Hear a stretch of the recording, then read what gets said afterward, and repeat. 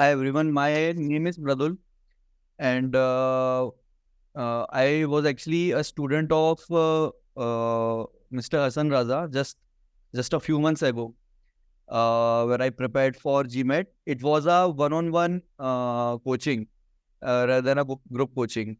So, just to start off with my journey, I have a total of 7 years of work experience, mostly across startups and also across multiple geographies in India and abroad. And just in August 2022, I decided to go for MBA because I was looking for more international exposure. Uh, so I gave my first GMAT attempt in the start of October by just uh, uh, preparing on my own. So I started in September preparing on my own. I had no idea about GMAT, about its format, about the college application, no clarity at all. And I gave my first attempt in October first week, and I got a score of 610. And I frankly did not know what is the significance of 610, whether it's a good score, bad score, what colleges I can target using this score. Uh, but then I started searching and looking into the colleges, and I realized that some of the good colleges I wanted to target, 610 is a no-go for almost all of the good colleges. So I started exploring coachings for GMAT. I thought rather than doing it myself, I should start working with someone else. And I actually got a reference of VerbalHub by just aggressively searching on internet.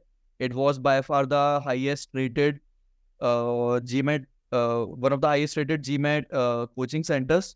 So I did not think much. I reached out. One of the administrator connected me with Mr. Hassan Raza. I had a mock session and I decided to move ahead. And even for sir, it was a bit of aggressive target because I wanted to give my second attempt within a month. So I think we started somewhere in the end of October, and I wanted to give my exam in end of November. So for sir, it was tough because I had no idea about GMAT, and I asked him that I want a score of 730, and you need to prepare me in a month. So we started off very aggressively. We used to have one class every day, morning 8 to 9 a.m. And I was also very stiff on that schedule because I had office from 9:30.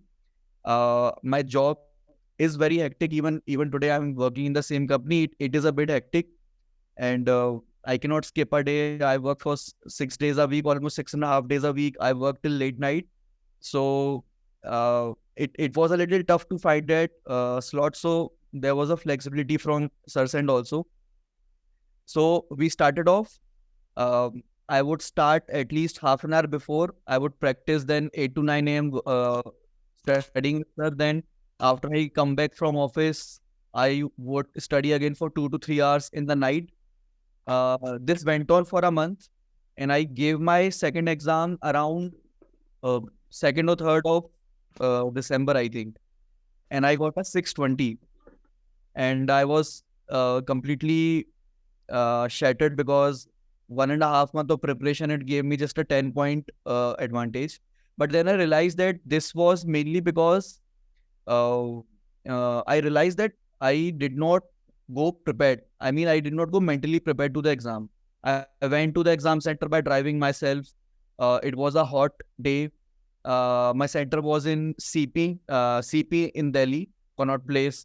I found very hard to find a parking spot. I found the parking spot, then 20 minutes walk to the center. I was already sweating. I was not feeling very confident and very energetic, and gave my exam in that condition. So I realized this within a day that I did not go mentally prepared, or I was mentally prepared there, but I exhausted myself as I started the exam, and that's why my performance was below my expectation. So both of these exams, the first and the second attempt, were offline pattern. So I realized that I can give online pattern as well. So I thought maybe let's try an online pattern, and all these problems of driving, parking, going to the center, all these problems will be solved. So I immediately booked an online session just 2 days after this exam, and I got a 730. So that was a big achievement because I got my desired score, and it was a big jump from 620 to 730 within like 2 days. Unfortunately, GMAT cancelled my score on the next day. And again, I read a lot. I had no clue what happened, but I realized that if there is a sudden jump in your score in a very short span, you are essentially, your exam score is essentially flagged as you committed cheating, and they just cancel your score and then they don't listen. My case went on for a month with them. They asked me to prove that I have not cheated essentially. So there's no way for me to prove that I did not cheat because the session is recorded. They had all the proof. It's just that there were some incidences in Hyderabad where some coaching was supporting students into cheating through some means. So they generally are very cautious about these cases. So by that time, I already started my applications for my colleges because it was already too late. And I was prepared that if I do not get another good score in GMAT, I'll just go ahead with the 620 score because that was the only score left with me, and apply wherever best I can go in. But not a very ideal situation, not what I wanted to do. But I kept on preparing for GMAT and preparing for my application, and I gave my fourth attempt in January first week, and I got 710, almost as good as 730, but good enough to basically apply to some of the good colleges, and I basically moved ahead with that score. Unfortunately, I lost a lot of time. I lost a lot of deadlines of some good colleges, and had a very severe mental stress and a troubled period for 3 or 4 months. But my application to Cambridge went off. Then I applied to 4 more colleges, and thankfully the overall journey went well. So just to give you a summary, I applied to Cambridge first. Then I applied to ESE Spain, which is IESE Spain, which is again a good college. Then I applied to Mannheim Business School in Germany. Then HEC and INSEAD, I applied to 5 colleges, and I got interview call from Cambridge, Mannheim, and INSEAD, and I converted all the 3 interviews. So finally, I decided to move ahead with INSEAD. Reason why this college, why not that college, we can go into the reasons later. But ultimately speaking, once I crossed that big bottleneck of getting a good GMAT score, I knew that these are the colleges I can apply to. Without that GMAT score, I had no clue. I was just simply firing shots in the air. All these colleges which I'm saying were not at all worth a shot if I had not got that 710 score. So again, one more thing, 710 is not a very ideal score for some of these colleges. I said, like INSEAD, 710 is not a good score. So we generally have to divide our college selection into 3 or 4 categories. One category is which are like very safe colleges. So someone has mentioned why Germany, Minu. So Germany's best college is actually Mannheim Business School, and it is like 56th or 60th rank school in Germany, in the world. And Germany, it's the best. So I had divided my colleges into 3 or 4 categories. One is a safe college where you know for sure you will get admit. Then one is a good college where you are a competitive candidate. Then one is an aggressive college where you are an extremely you are tough to go in, but you want to give it a try. You may or you may not get. And then one is an like out of bounds college where you definitely cannot get, but still you want to give it a try. So Mannheim was my safe college. The Mannheim Business School in Germany was my safe college. Cambridge was my good to place. I would easily go in there. And HEC was an aggressive target for me. And INSEAD was like out of bounds for me. at that time, but then I had to work hard on my application to get in there.